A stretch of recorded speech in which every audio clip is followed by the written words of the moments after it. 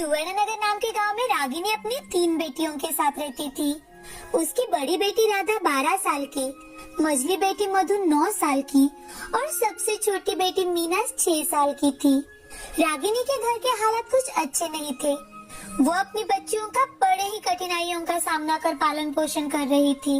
वो खुद भूखी रहकर अपनी बच्चियों को खाना खिलाती, जो काम मिले वो काम किया करती थी। एक दिन सुबह खाना बनाकर रागिनी काम पर जाने निकलती है, तो वो अपनी बड़ी बेटी राधा से, राधा बेटा अपनी दोनों बहनों का ख्याल रखना और खाना बना कर रखा है तो खाना खा लेना बेटा, और दरवाजा अच्छे से बंद कर लेना अंदर से। जब तक मैं घर ना आऊँ बाहर मत निकलना। हाँ माँ, आप चिंता मत करो, मैं सब अच्छे से संभालूंगी। अब रागिनी अपने लिए काम ढूंढने निकल पड़ती है। वो हर रोज जो काम मिले वो कर अपनी बच्चियों के लिए कुछ खाने के लिए लेकर आती थी। उस दिन पूरा दिन काम ढूंढने पर भी उसे कहीं पर भी काम नहीं मिला, तो वो हताश मन से घर आती है। तो राधा अपनी माँ से, माँ क्या हुआ, क्या आज भी आपको खाली हाथ ही लौटना पड़ा है? हाँ राधा बेटी, मुझे आज भी कहीं पर भी कोई काम नहीं मिला। तभी मीना भागते हुए रागिनी के पास जाती है और वो अपनी माँ से, माँ आप घर आने में कितनी देर करती हो हमेशा? आज क्या लेकर आई हो? मुझे बहुत भूख लगी है माँ। मैं दीदी को कब से खाने के लिए मांग रही हूँ, लेकिन दीदी है जो बोलती है माँ को आने दो, फिर साथ में ही खाना खाएंगे। बताओ ना माँ, मुझे बहुत भूख लगी है। रागिनी मीना को गले लगा लेती है और राधा से, राधा बेटा मीना को खाना क्यों नहीं खिलाया? माँ हर रोज आप अकेले ही खाना खाती हो, तो मैंने सोचा क्यों ना आज हम सब मिलकर खाना खाएं। अब रागिनी अपनी तीनों बच्चियों को अपने हाथों से खाना खिलाती है और खुद खाना खाकर सो जाती है। अगले दिन सुबह उठते ही रागिनी खाना बनाने जाती है, तो वो देखती है कि घर का राशन खत्म होता आ रहा है। अब वो और ज्यादा मेहनत करने की ठान लेती है। घर से निकलते ही आज उसे मजदूरी का काम मिल जाता है। अब वो हर रोज वही काम करने वाली थी।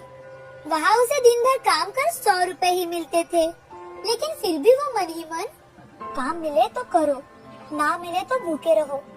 इससे अच्छा है कि क्यों ना हर रोज यही काम करूं, कम से कम बच्चों को भूखे पेट तो नहीं रहना पड़ेगा। अब कुछ दिन ऐसे ही बीत जाते हैं। एक दिन हर रोज की तरह रागिनी अपने काम पर जाने के लिए निकलती है, तो वो रास्ते में एक लड़के को बेहोश हुआ देखती है, लेकिन कोई उसकी मदद नहीं कर रहा था। ये देख वो मन ही मन, अरे ये बच्चा कितना छोटा है और इसका कितना सारा खून निकल रहा है। अगर इसे अभी के अभी अस्पताल लेकर नहीं गए तो इसकी तो जान भी जा सकती है, लेकिन कोई मदद भी तो नहीं कर रहा। क्या करूँ कुछ समझ में नहीं आ रहा। मदद तो करना चाहती हूँ, लेकिन मैं किसी उलझन में नहीं फंसना चाहती। हाँ, मैं इसकी मदद जरूर करूँगी। अब रागिनी उस बच्चे को अपने गोद में उठा लेती है और भागते हुए कुछ ही दूरी पर एक जो अस्पताल था उसमें उसे ले जाती है और डॉक्टर से, डॉक्टर देखिए तो इस बच्चे को क्या हुआ है, प्लीज डॉक्टर जल्दी चलिए डॉक्टर साहब। बहन जी, इस बच्चे का बहुत खून निकल रहा है और ये पुलिस केस है। जब तक यहाँ पुलिस नहीं आती और जांच पड़ताल नहीं करती तब तक हम कुछ नहीं कर सकते। नहीं डॉक्टर साहब, ये बच्चा बहुत देर से बाहर पड़ा हुआ था, इसका बहुत खून बह चुका है। प्लीज डॉक्टर साहब, इलाज होने के बाद तो जांच पड़ताल होती रहेगी, लेकिन इस बच्चे की जान बहुत कीमती है डॉक्टर साहब। अच्छा ये बताओ कौन है ये और इसे क्या हुआ था? डॉक्टर साहब, मैं नहीं जानती कि ये कौन है और इसके साथ क्या हुआ है, लेकिन ये मुझे रास्ते में पड़ा दिखाई दिया तो मैं इसे लेकर यहाँ चली आई। डॉक्टर साहब, इसका जल्द से जल्द इलाज करवा दीजिए। रागिनी की बात सुनकर डॉक्टर उस बच्चे को इलाज के लिए लेकर जाते हैं और जब तक उस बच्चे को होश नहीं आता तब तक रागिनी अस्पताल में ही रुकती है। वो आज काम पर भी नहीं जा पाई थी, तो आज उसे मजदूरी भी नहीं मिलने वाली थी। दूसरी ओर मधु और मीना अपनी माँ की राह देखते देखते सो जाती है। राधा बहुत परेशान हुए जा रही थी। देर रात रागिनी घर आती है और दरवाजा खटखटाती है, तो राधा बहुत डर जाती है। कौन? राधा, मैं हूँ बेटा, दरवाजा खोलो। राधा भागते हुए दरवाजा खोलती है और अपनी माँ के गले लग जाती है और अपनी माँ से, माँ आज कितनी रात हो गई आपको, कहाँ थी आप? मुझे बहुत डर लग रहा था माँ। अब रागिनी राधा को सारी बात बताती है और दोनों खाना खाकर सो जाती है। दूसरे दिन सुबह उठते ही रागिनी अपने काम में जुट जाती है कि तभी एक आदमी रागिनी के सामने गाड़ी से नीचे उतरता है और वो रागिनी को आवाज देते हुए, रागिनी जी, रागिनी जी। जी कौन? आप रागिनी जी है ना? जी भाई साहब, मैं रागिनी हूँ, लेकिन मैंने आपको पहचाना नहीं। रागिनी जी, मैं उसी बच्चे का पिता हूँ जिसे आपके कारण कल फिर से नई जिंदगी मिल पाई है। आदमी बोल ही रहा था कि उसकी नजर घर के सामने ही लगे हुए फोटो पर जाती है और वो रागिनी से, रागिनी जी, ये मेरे पति की फोटो है। 4 साल पहले कंपनी में काम करते वक्त एक खराब मशीन के कारण शॉक लगने से इनकी मौत हो चुकी है। क्या आप इन्हें जानते थे? अरे ये तो राकेश है, ये मेरी कंपनी में ही तो काम करता था। मुझे माफ कर दीजिए रागिनी जी। तभी रागिनी की छोटी बेटी मीना अपने फटे पुराने कपड़ों में वहाँ आ जाती है और वो अपनी माँ से, माँ दिवाली आने वाली है तो मुझे ढेर सारे कपड़े और खिलौने चाहिए माँ। और हाँ माँ, सबसे पहले मुझे आप ये बताओ कि खाने के लिए रोटी कब बनाओगी? आप हर रोज चावल ही पकाती हो, मुझे चावल नहीं खाने माँ, मुझे अच्छे नहीं लगते चावल। मीना की बात सुनकर रागिनी मीना को गले लगा लेती है और उसकी आंखों में से आंसू आ जाते हैं। मीना की बातों से उस आदमी को रागिनी के घर के हालातों की खबर हो जाती है और वो रागिनी से हाथ जोड़कर, रागिनी जी, मुझे माफ कर दीजिए। आज आपके कारण ही मेरा बेटा जिंदा है और राकेश ने भी हमारे कंपनी के लिए बहुत कुछ किया है, लेकिन हमने कभी ये देखने की कोशिश ही नहीं की कि आखिर हमारे कंपनी में अगर किसी की मृत्यु हो जाती है तो उसके परिवार का क्या होता होगा। उस आदमी को अपनी गलती का एहसास हो जाता है। वो कंपनी का मालिक रागिनी को अपनी कंपनी में ही एक जॉब दिलाता है, साथ ही साथ कुछ पैसे एडवांस में भी रागिनी को दे देता है ताकि उस पर भूखे रहने की नौबत न आ पाए। अब वो चारों मिलकर दिवाली मनाती है। रागिनी अपने तीनों बच्चों का स्कूल में एडमिशन करवा देती है और सभी हंसी खुशी अपनी जिंदगी बिताने लगते हैं। एक समय की बात है, फरीदाबाद नाम के गांव में एक वकील रहता था जिसका नाम था जोगनलाल। उसे सिर्फ एक ही चीज प्यारी थी और वो थी उसकी चालाकी। उसे लगता था कि उसके जैसा वकील उस गांव में दूर दूर तक कहीं नहीं है। उसे ही क्या, गांव में सभी को यही लगता था। इसका असर ये था कि जोगनलाल सभी को फंसा कर रखता था। एक दिन की बात है, कुछ गांव वाले जोगनलाल के पास आते हैं और जोगनलाल से एक गांव वाला, जोगन भाई, मैं बहुत बड़ी परेशानी में हूँ। उस जमींदार ने धोखे से मेरी जमीन अपने नाम कर ली है। मैं ठहरा जो अनपढ़, लल्ला के स्कूल में पैसे भी जमा करने हैं, नहीं तो उसे स्कूल से निकाल देंगे। मेरी मदद करो जोगन भाई। अरे देखो भाई, मैंने भी मुफ्त की कचहरी तो खोल के नहीं रखी है यहाँ। मुझे भी अपना घर चलाना होता है, तो कुछ तो नेक पानी लगेगा। मैं समझ गया जोगन भाई, तुम्हें तुम्हारे पैसे जरूर मिल जाएंगे। तब तक तुम इस मामले के बारे में जरा सोचो। सबसे पहले पैसे का दर्शन, फिर दुख भंजन, समझे भाई? ऐसा कहकर जोगनलाल हंसने लगता है। बेचारा गांव वाला अपने अश्रु रोकते हुए वहाँ से चला जाता है। उस वक्त गांव वाले और जोगनलाल के अलावा वहाँ एक और व्यक्ति थी। वो थी जोगनलाल की 10 साल की बेटी ज्योतिका। जितना घमंड जोगनलाल के अंदर था, उतना ही प्रेम ज्योतिका के अंदर अपने पिता के लिए था। एक दिन ज्योतिका अपने पिता से, पिताजी एक बात बताइए। एक क्या, तुम 2 बातें पूछो बिटिया। पिताजी, उस दिन जो काका आपसे मदद मांगने आए थे, आप उनसे पैसे क्यों मांग रहे थे? आपने तो कहा था ना कि हमें लोगों की मदद बिना किसी धन या लोभ के करनी चाहिए। जोगनलाल पहले तो चकित हुआ, फिर हंसने लगा। बेटी के मासूम सवाल का जवाब जोगनलाल ने कुछ इस तरह दिया, अरे ज्योति बेटी, जब तुम वकील बनोगी तब ये बातें जानोगी। उस रात जोगनलाल तो अच्छी नींद सोया, पर ज्योतिका उस जवाब को हमेशा अपने हृदय में लेकर गहरे विचार में रही। कुछ साल बाद उसने ठान लिया कि वो भी वकालत करेगी। उसने गांव से बाहर जाकर शहर में एक कॉलेज से लॉ की पढ़ाई शुरू कर दी और बाहर ही अपने पसंद के लड़के से शादी भी कर ली। इसी कारण जोगनलाल और ज्योतिका के रिश्ते में खटास हो गई थी। इधर जोगनलाल आज भी लोगों का फायदा उठाकर अच्छा खासा पैसा कमा रहा था, पर उसके कानों में ये बात पड़ गई थी कि गांव में कोई नया वकील आया है जो कम दाम में लोगों की मदद कर रहा है। अब जोगनलाल अपने जीवन के ऐसे पायदान पे था जिसमें उसे किसी चीज का डर नहीं था। पर कहते हैं ना, आंधी नंगे पांव आती है और इंसान से नंगा नाच करवाती है। जोगनलाल के लिए ये वक्त देर से ही सही पर आया जरूर था। जोगनलाल ने देखा धीरे धीरे उसके सारे ग्राहक उस दूसरे वकील के पास जा रहे थे। हद तो अब हो गई जब गिने चुने पुराने ग्राहकों ने भी जोगनलाल से मुंह मोड़ लिया। अब जोगनलाल गुस्से में अपना होश खो बैठा था। वो दौड़ते हुए देखने गया कि आखिर कौन है जो उसका धंधा चौपट कर रहा है।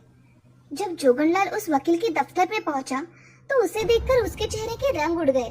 वो कोई और नहीं, प्रलय था, उस गांव वाले का बेटा जिसने जोगनलाल से मदद मांगी थी। प्रलय बेटा, तुम यहाँ कैसे? मुझे लगा तुम्हारे पिताजी के देहांत के बाद तुमने गांव छोड़ दिया। जी हाँ काका, गांव तो मैंने छोड़ दिया था, लेकिन अब फिर से वापस आ गया हूँ। अच्छा है बेटा, लगा नहीं था कि तुम भी कभी वकालत करोगे। क्यों काका, वकालत क्या सिर्फ आपके नाम है? प्रलय का जवाब सुनकर जोगनलाल के चेहरे पर से मुस्कुराहट हट गई और उसने प्रलय को सचेत किया। बेटा, भला यही होगा कि तुम यहाँ से चुपचाप चले जाओ, नहीं तो क्या पिताजी की तरह क्या आप मुझे भी जलील करेंगे और झूठे कागज बनाकर मेरी जमीन बेच देंगे? ये क्या कह रहे हो तुम? जो सच है। जोगनलाल तभी जोर जोर से हंसने लगा और प्रलय से कहने लगा, समझदार तो हो पर उतने ही मूर्ख भी। हाँ, मैंने ही तुम्हारे पिताजी को फंसाया था, अब तुम भी फंसोगे। आज ही तुम्हारे कचहरी में तोड़फोड़ होगी और सब खत्म हो जाएगा, तुम्हारे लिए और तुम्हारे परिवार के लिए, समझे? तभी अंदर से ज्योतिका की आवाज आती है, इतने जल्दी नहीं पिताजी, असली वकील यहाँ है। ज्योतिका अपने स्मार्टफोन के साथ बाहर आती है जिसमें रिकॉर्डिंग हो रही थी। आप तो बहुत चालाक है, फिर आपने ये क्यों नहीं पता किया कि वो वकील आदमी है या औरत? अब आपका घमंड यही खत्म होता है। जोगनलाल को अपनी आंखों पर भरोसा नहीं हो रहा था कि उसकी अपनी बेटी उसके खिलाफ खड़ी थी, वो भी गांव वालों के साथ जिनकी आंखों में चमक थी। तभी ज्योतिका प्रलय का हाथ पकड़ती है। जोगनलाल पत्थर सा खड़ा होकर सब कुछ देखता रहता है। क्यों चौंक गए आप? प्रलय ही मेरे पति है। मैं बहुत पहले ही समझ गई थी आपका खेल। आप ही ने कहा था ना कि मेरे सवाल का जवाब मुझे वकील बनने पर ही मिल जाएगा। आप सही थे, पर मुझे मिला जवाब आपसे अलग है पिताजी। जोगनलाल इतना सुनते ही अपने पैरों पर गिर पड़ता है और प्रलय और गांव वालों से माफी मांगता है। तभी वहाँ पुलिस आ जाती है। ज्योतिका अपने आंसू पोंछती है और पुलिस से कहती है, गिरफ्तार कर लीजिए इन्हें। जाने से पहले जोगनलाल ज्योतिका से कहता है, ज्योति, मेरी शर्मिंदगी में भी तुमने मेरा सर ऊंचा कर दिया। कभी मत बदलना बेटी, हमेशा ऐसे ही रहना। ज्योतिका और प्रलय बस एक आंख जोगनलाल को देखते हैं और फिर पुलिस जोगनलाल को ले जाती है। अब ज्योतिका गांव वालों की सेवा में खुद को लगा देती है और प्रलय के दिल का प्रलय उसके पिताजी को इंसाफ मिलने पर अब शांत हो गया था। फरीदाबाद में फिर एक बार शांति और सुलभता आ गई थी। दोस्तों, लालच तो बुरी बला है ही, पर उससे भी बुरा है घमंड, अपनी कला का, अपने गुणों का। इसीलिए हमें हमेशा जिंदगी में नेकी और सही काम करने पर ध्यान देना चाहिए। बदले की भावना हमें नष्ट कर सकती है, इसीलिए हमें अपने बुद्धि से काम लेना चाहिए, हमेशा अपना धर्म निभाना चाहिए। मुंबई शहर में दिनेश नाम का एक आदमी अपनी पत्नी लता और बेटी उमा के साथ रहता था। दिनेश रिक्शा चलाने का काम करता था। वो बहुत ही ईमानदार और मेहनती इंसान था। वो दिन भर काम करने के बाद जो भी पैसे मिलते थे उसी से अपने परिवार का गुजारा किया करता था। वो बहुत ईमानदार होने के कारण लोग उसका फायदा भी उठाते थे। कभी कभी उसे बहुत ही कम पैसे दे देते थे, लेकिन वो उन्हें कुछ भी नहीं कहता था और वो पैसे लेकर वहाँ से चला जाता था।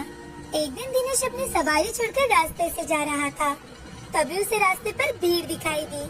भीड़ देखकर दिनेश ने अपनी रिक्शा साइड में लगा दी और वहाँ पर देखने के लिए चला गया कि आखिर वहाँ पर इतनी ज्यादा भीड़ जमा क्यों हुई है। उसने वहाँ पर जाकर देखा कि एक आदमी के सिर से खून आ रहा है और वो नीचे रास्ते पर गिरा है, लेकिन कोई उसे हाथ भी नहीं लगा रहा। तभी दिनेश के कानों पर आवाज आती है कि अरे भाई, कौन पड़ेगा इस झंझट में? पुलिस केस फिर क्या क्या पता नहीं, छोड़ो, चलो यहाँ से। उस आदमी की बात सुनकर दिनेश को समझ में आ जाता है कि कोई भी उस आदमी की मदद नहीं करना चाहता। अब दिनेश खुद भागते हुए उस आदमी की ओर जाता है और उसे उठाकर रिक्शा में डाल देता है और उसे वहीं से अस्पताल लेकर जाता है। डॉक्टर साहब, ये मुझे रास्ते पर गिरे हुए मिले। आप जल्द से जल्द इनका इलाज शुरू करवा दीजिए, क्योंकि इन्हें काफी गंभीर चोटें आई हैं।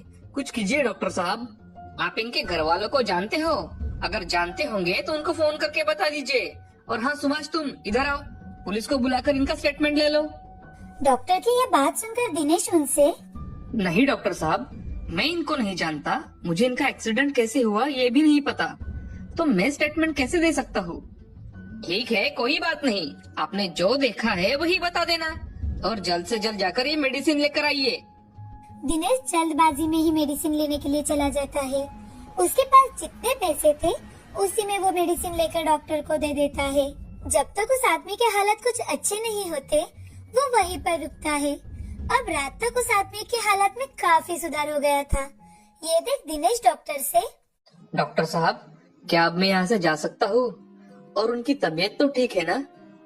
हाँ, तुम जा सकते हो, पर क्या तुम्हें पता है ये हस्ती कौन है?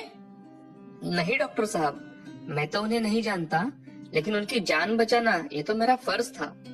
हाँ, बहुत अच्छे बेटा, हमें भी अभी अभी पता चला है कि ये इस शहर के सबसे बड़े बिजनेसमैन हैं। इनका नाम श्यामलाल सेठ है। क्या तुम उनसे मिलना चाहोगे? नहीं नहीं, आप उन्हें आराम करने दीजिए, उनकी जान बची यही बहुत है मेरे लिए। जब श्यामलाल सेठ को होश आता है तो डॉक्टर उन्हें सारी बात बताते हैं और उनसे पूछते हैं कि आप इतने अमीर हो तो घर से अकेले क्यों निकले? ड्राइवर को साथ में क्यों नहीं लिया था आपने? अरे डॉक्टर साहब, एक अर्जेंट पार्सल देना था मुझे, ड्राइवर को आने में भी समय था, तो सोचा मैं ही निकल जाता हूँ। दूसरी ओर दिनेश अस्पताल से घर जाकर दिन भर की सारी हकीकत अपनी पत्नी को बताता है। ओह, तो इसीलिए आपको इतनी देर हुई? ठीक है, कोई बात नहीं, अभी आप हाथ मुंह धो लीजिए, तब तक मैं आपके लिए खाना परोसती हूँ।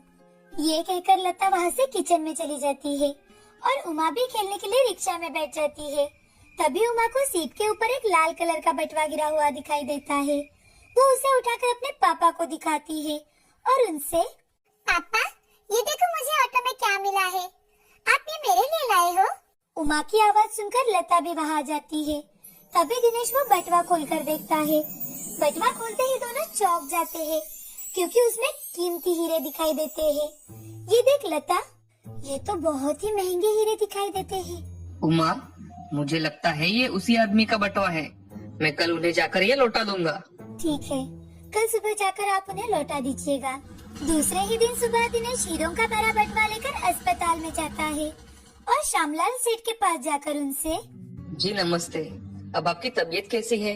आपको ठीक तो लग रहा है ना? आपका ये बटवा मुझे अपनी रिक्शा में गिरा हुआ मिला, इसलिए मैं आपको ये लौटाने आया हूँ। मेरा नाम श्यामलाल है, मैं हीरो का व्यापारी हूँ। कल यही पार्सल देने के लिए मैं घर से निकला था, तो एक आदमी ने मेरी गाड़ी को टक्कर दे दी और वो वहाँ से चला गया। थोड़ी देर बाद तुमने मुझे रिक्शा में डाला, ये तो मुझे याद है, लेकिन उसके बाद क्या हुआ मुझे कुछ भी याद नहीं था। लेकिन डॉक्टर साहब ने मुझे कल सब कुछ बता दिया। तुम्हारा मैं हमेशा आभारी रहूंगा।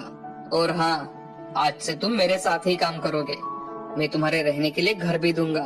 अब से तुम हमेशा मेरे साथ ही रहोगे। तुम्हारी ये ईमानदारी देख मुझे बड़ी खुशी हो रही है, तुम्हारे कारण ही आज मैं जिंदा हूँ। श्यामलाल सेठ की ये बात सुनकर दिनेश की खुशी का तो कोई ठिकाना ही नहीं रहता। उस दिन के बाद दिनेश की किस्मत मानो पलट ही चुकी थी। उसने खूब मेहनत की और ईमानदारी से काम किया। अब वो तीनों खुशी खुशी श्यामलाल सेठ के यहाँ काम कर अपनी जिंदगी गुजारने लगे।